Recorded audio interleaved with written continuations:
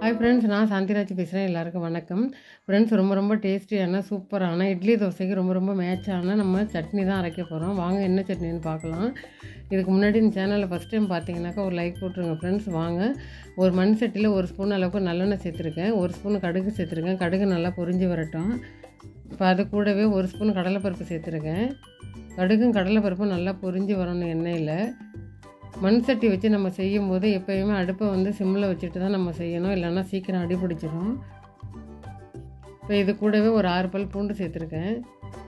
பூண்டு, கடுகு, கடலைப்பருப்பு 3மே நல்லா பொரிஞ்சு வரணும் எண்ணெயில். அது வரைக்கும் கொஞ்சம் வறுத்து விடுங்க.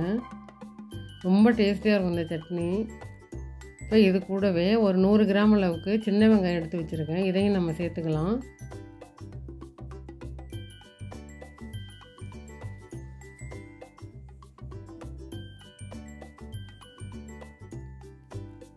நல்லா வெங்காயம் பூண்டு ப்ரௌன் கலர் வர்ற வரைக்கும் நல்லா வறுத்து விடுங்க. பாருங்கள், ஓரளவுக்கு நல்லா வறுபட்டு வந்துருச்சு. அந்த தோலெல்லாம் மேலே எடுத்துகிட்டு வரணும், அந்தளவுக்கு வறுபடணும் வெங்காயம். இது கூடவே இப்போ பெரிய தக்காளி பழம் 2 பொடியாக கட் பண்ணி போட்டிருக்கேன். அதையும் சேர்த்து நல்லா வதக்கி விடலாம். தக்காளி பழம் நல்லா வெந்து வந்துடணும், அது வரைக்கும் வதக்கணும். இந்த சட்னிக்கு தேவையான உப்பு சேர்த்துக்கலாம்.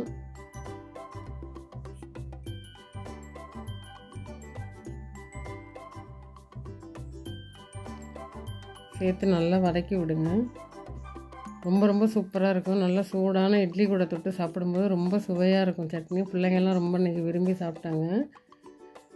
இந்த சட்னிக்கு நான் இன்றைக்கி வரமிளகாய் சேர்க்க போகிறதில்ல, மிளகாத்தூள் தான் சேர்த்து செஞ்சுருக்கேன். ரொம்ப டேஸ்டியாக இருக்கும். அந்த மிளகாத்தூள் அந்த எண்ணெயில் நல்லா வதங்கிடணும். பாருங்கள், நல்லா வதங்கி வந்துருச்சு பாருங்கள் எண்ணெயில். இப்போது நம்ம மிக்ஸி ஜாரில் எல்லாத்தையும் நம்ம போட்டுக்கலாம்.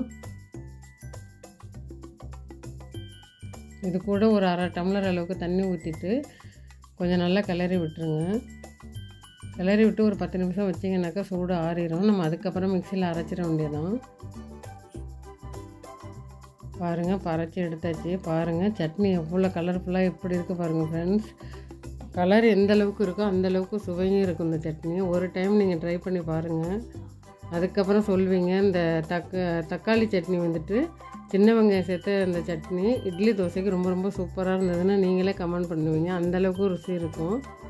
இது கூட நான் கொஞ்சம் தேங்காய் சட்னியும் அரைச்சி வச்சுருக்கேன். ரொம்ப சூப்பராக இருக்கும்.